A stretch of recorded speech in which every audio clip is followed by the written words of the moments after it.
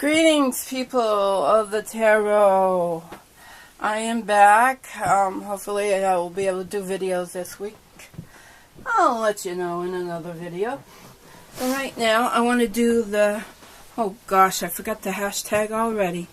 But it's a hashtag about your psychic abilities and how they work, and you use the Major Arcana deck. I really liked it, so I wanted to try it, and I separated out my Major Arcana from my Druid craft, so I thought I would go with that. So there are 5 questions. One is my vibrational subtle energies. How I perceive, I would imagine. No, just my vibration subtle energies. And then number 2 is how I perceive the invisible world. Number 3 is how am I able to interpret messages. Number 4 is how I can improve my connection. And then 5 is a summary by adding up the cards 2, 3, and 4. So I guess 1 stays out of the equation. Oops, I missed it. I was shuffling in my... Okay. Yes, we are ready. So we'll just take the card off the top. I'll look at it, then I'll show it to you. My vibrational subtle energies.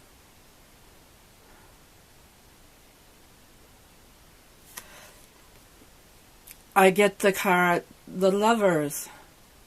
And wow, that's interesting, huh? I'm thinking, well, that means my vibrational energies are approachable. There's also a deer behind them in the card, isn't there? I think that has a lot of meaning. I think that means they're changeable. That's what I was going to say. That's what I get. I know this is a Lover's card, but they're changeable. They're not fixed. You know, they change over time. And what does that have to do with the Lovers?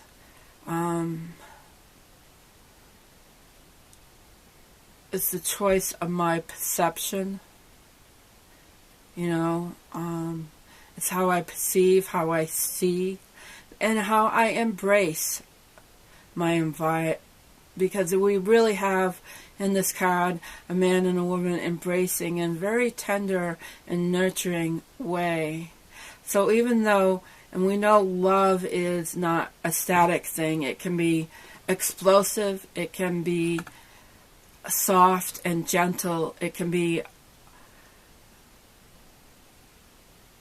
nurturing and comforting. And they are in such a soft, engaging embrace. So my vibrations are not fixed, but they are love. They are gentle, but they can be spiked, depending on the way I am perceiving a situation at that time. I hope that wasn't too long. And the second is how I perceive the invisible world. Well, yeah, this makes a lot of sense to me. Because there was the moon. There was how I see myself as a reader, and what was a card that expressed that. So how I perceive the invisible world is I can see behind the illusions. There is no separation. The invisible world is just as tangible as what we call reality. So I think of, you know, how the moon cast, the moon's almost full, and it really shines a lot of light at night. But the light is eerie compared to the daylight. So at night, we have this film of illusion, because things are not what they seem at night compared to in the daylight.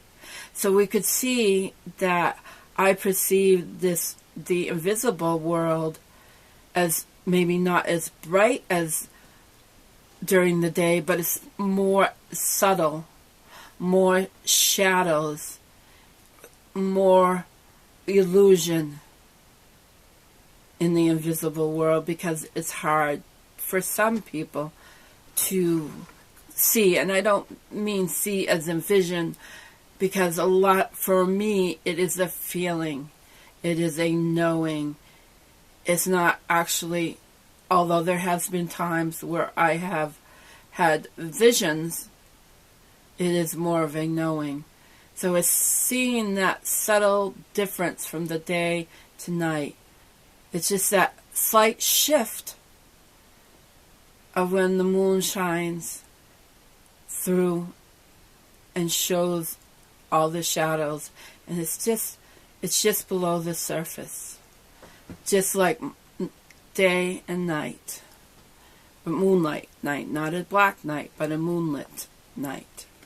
Okay, I'm going on too long, I think. Number 3 is, how am I able to interpret messages?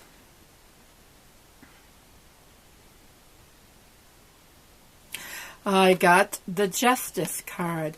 Now this makes sense too. I am able to interpret messages in a balanced way.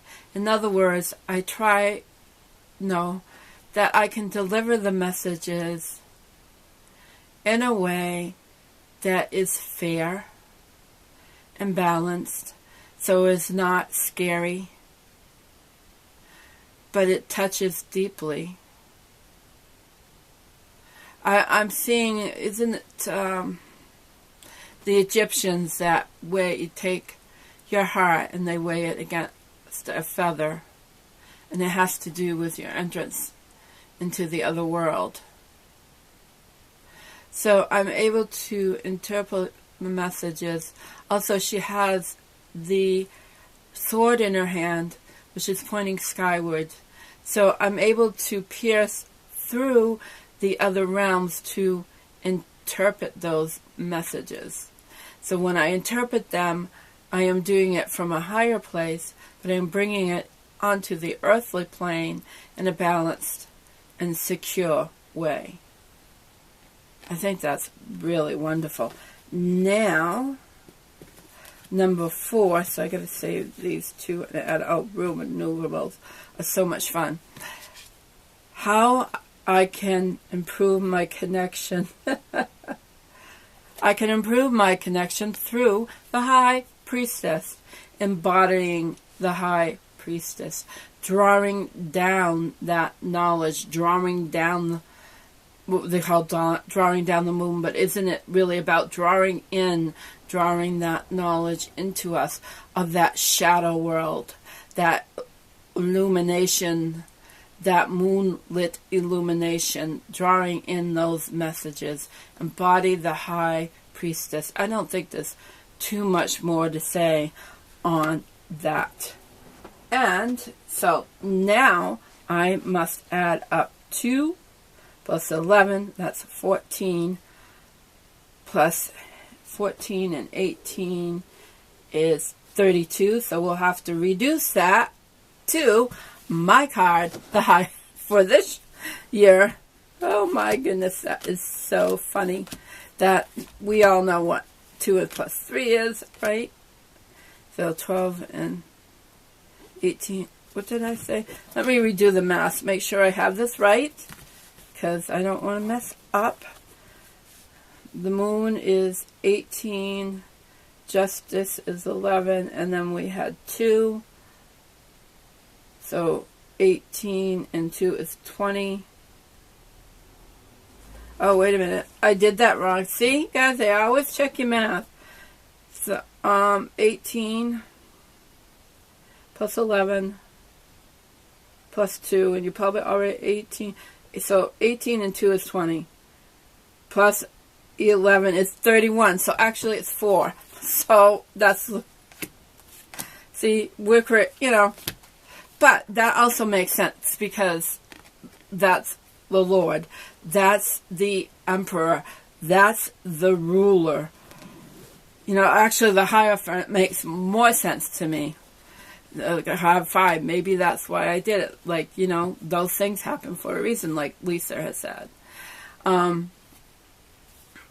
Because I don't see myself as a stern, strict ruler. I see myself more as the Hierophant who can teach knowledge and bring it down to earth. But I think you could say that as the Lord, especially in the Druidcraft, because he has such big antlers on his head. So he is constantly bringing in information through his head. So he's all that information of the other world is available to this Emperor. He's very open to that. Plus he has a staff, a rod, a wand that connects and solidifies that into the earth. That is grounded. I can't remember. He has one leg crossed, but he is the fire too. That's right. He's Aries. He is the fire. So he's also very passionate about what he does. He's in this instance, because it's a Druidcraft, he's very passionate and fiery about bringing these messages down and seeding them into the earth. And with that, I am going to end this video now. I hope I started the camera. And I will speak to you, people of the tarot, very soon. Over and out for now.